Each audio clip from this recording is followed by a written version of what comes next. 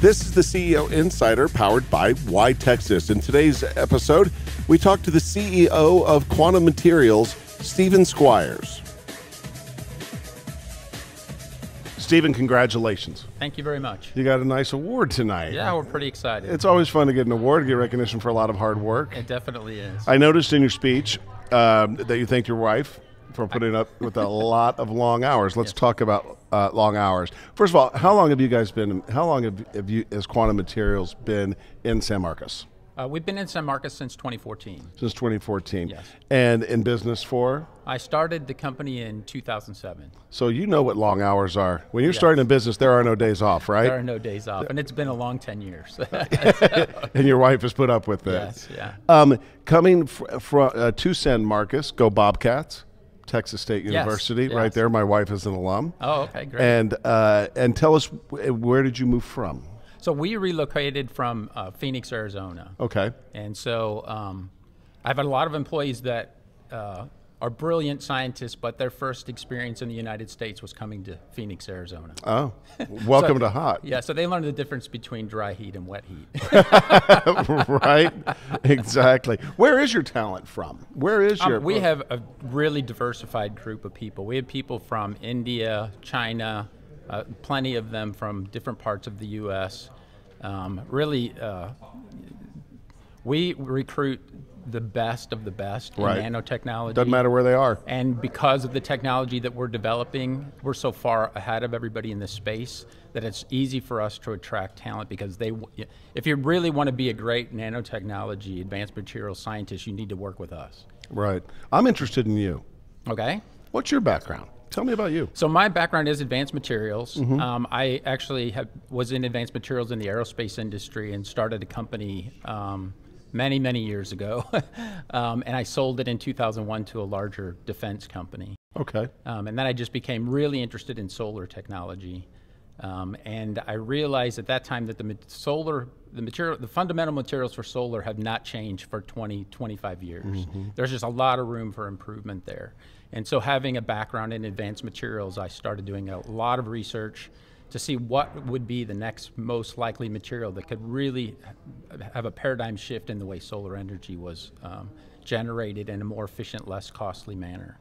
It seems like solar energy, because I was born in 1968. I remember in the 70s seeing solar panels on people's homes, late 70s, sure. I think. But it seems like it's come a long way. Has it? You know what? It has not come a very long way. Okay. And it's interesting. Honest answer. I like that. Yeah. From a layman's point of view, it seems like it's come a long way. But really, most of the improvements that we've gotten, and from cells being more efficient, isn't from the material getting better. It's from layering the same material on top of it, each other. So it's like multi-junction solar cell. So it's really, all you're doing is paying for 3 times as many cells to get 3 times as much, but they're stacking it there. I gotcha. So the fundamental improvements needed to be made in the material, and I recognized early on the quantum dots, which are basically atomic crystals, had a huge potential there. And there's facts that are backed up by the National Renewable Energy Lab. Right now, the best materials that are used for solar have the theoretical potential of 34% conversion efficiency. The best silicon solar cells are about 20.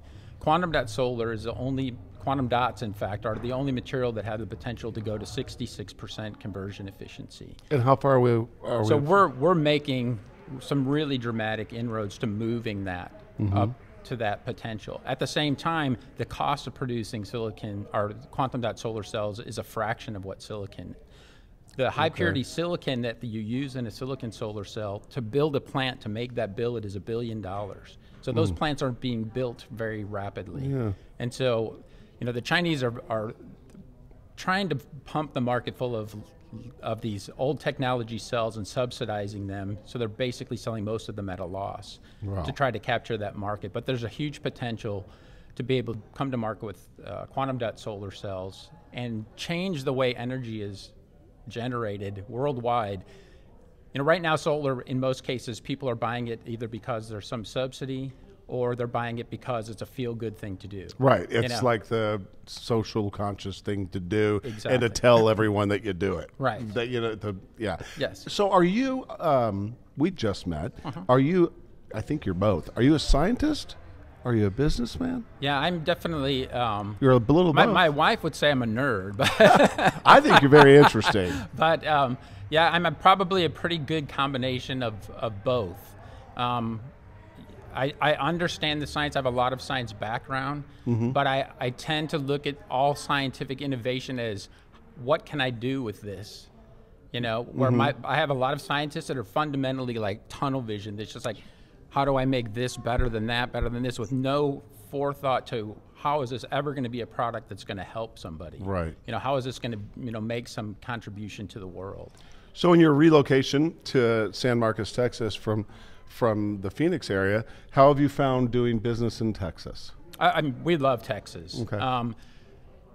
We moved to San Marcos, which is kind of right between Austin and San Antonio, which is a great community. We've gotten tremendous support from the San Marcos city as well as from Texas State University. We found it a really good place, both for the scientists we moved here, a great standard of living compared to Arizona or California, which was, we were highly courted to go to California. Silicon Valley loves this kind of technology. You know, we just found it to be a really good, inviting business climate. Who's your hero in the science world? Who's a guy you look up to? That's a tough one. Honestly, Tesla. Okay. The real guy, not the car. Right, Yeah. right. Yeah, I think he was extremely underappreciated for what he had done, and I think that you know, actually, in almost all my emails, I have a quote from Tesla. So he's definitely. Let's wrap it up with that. Yeah. What is it? What's the quote?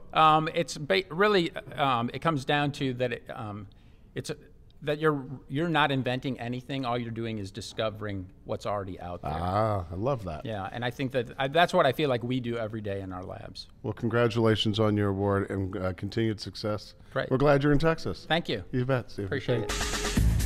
This is the CEO Insider, powered by YTexas.